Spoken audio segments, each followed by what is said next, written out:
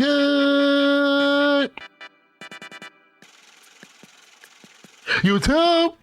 What's good, y'all? So, we're coming to y'all with a video about the place the supports are at in Overwatch 2. I know y'all saw the title. This is the worst time to play supports in Overwatch history. I know that's a big claim. There's been multiple areas in Overwatch where you could argue supports were in a pretty terrible place. But there's been multiple areas in Overwatch where I could argue the supports were the best and most important class or character pick in the game. So let's get straight to what I'm saying. Let's get me straight into my points. So, number one, I think the supports in their peak should be able to not only make a play on the enemy team that can change the fight, they should be able to keep their team alive at a certain level, and they should be able to protect themselves. And the reason why I think they should be able to do all three of those things is because there's two supports on each team, right? And in a solo environment, like if you run into comp solo or maybe you run a quick play, I know everyone's felt like this. There's not much they can do as a support sometimes. Supports cannot change the flow of the game. Like anything I do, let's just put Honor, for example. I play a lot of Honor.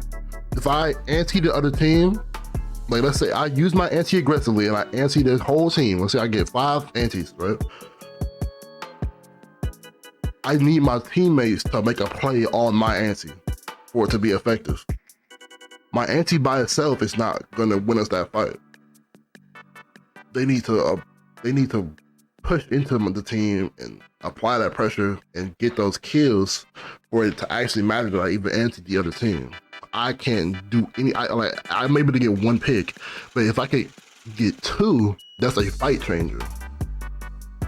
Because if we're up 2 people in a fight, we should more than likely win that fight, right? Like, I think supports need to have that ability of playmaking while being able to keep the team up in some type of simultaneous fashion. Not completely simultaneously, because you can't make a play and keep your team up at the exact same time unless you're maybe Brig. But I don't want Brig to be coming back to hard meta ever again. Brig meta was just forget about that. That's ridiculous.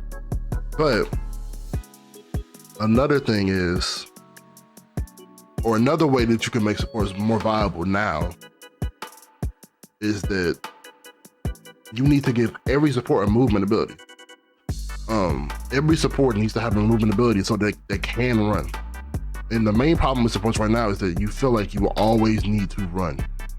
There's not much you can do. You're getting hunted by the other team because the tanks are so strong.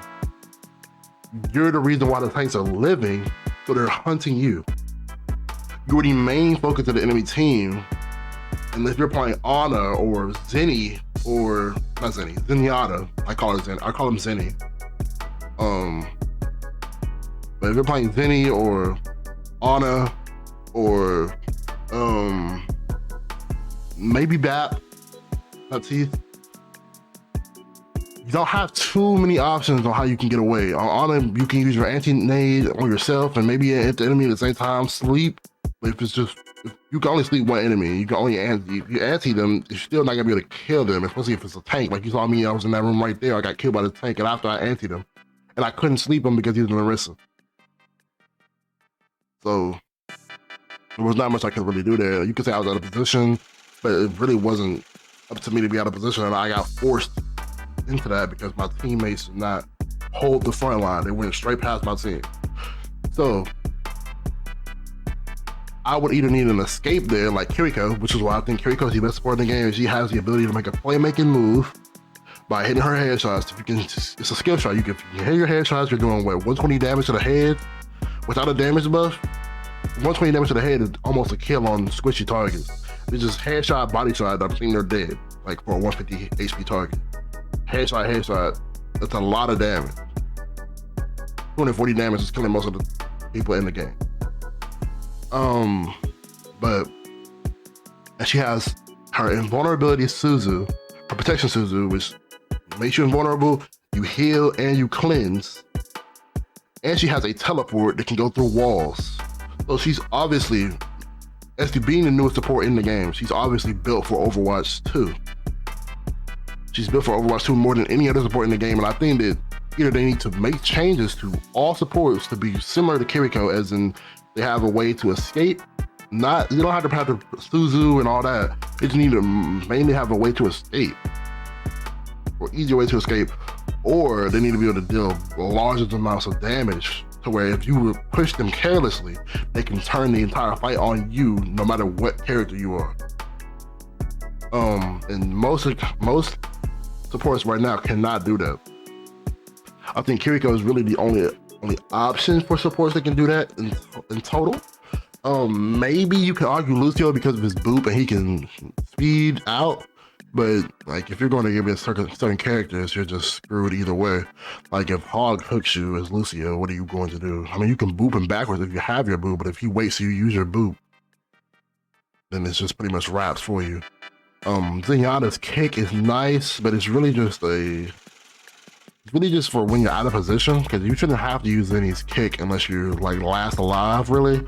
Maybe second to last alive, but they're really diving on top of you. Maybe make Ana sleep last a little bit longer or something. I don't know. But what I think they should do, or the third option they could do, is definitely make it to where supports either have a little bit more health, maybe. It's gonna be hard to change the supports in a way to where they don't feel like they're a victim, because playing support right now is role-playing the victim. You're role-playing a victim. It's like a role-playing game where you're a victim and there's killers coming to get you. There's not much you can really do about it as the support yourself. You need to rely on your teammates to the point to where you're there for them, and the only way you can survive is if they survive. Which is fine in a perfect world where your team is going to actually help you at all times, but realistically they cannot help you at all times, because let's say you're playing with a Winston, right? And Winston wants to dive the enemy backline. So your Winston dives first, right? And their Winston dives next, so their Winston's on top of our team. Our Winston's on top of their team. We're more than likely dead there in that circumstance. Unless our DPS peel for us or something of that nature, we're more than likely dead. Which isn't the worst thing ever, but I think it's still a problem because playing support just feels unrewarding. When you play support, you have so little defining things that can make you win a fight or to force your team to win a fight. Like let's say you're really, really good at a DPS character or damage character. Let's say you're really, really good at Genji.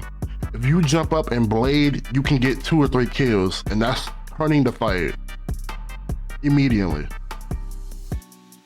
Let's say you're really good at Hog. If you slowly walk around and you get a pick with if you hook the Mercy and the killer immediately, you're turning that fight. You've already turned the fight because you downed the healer.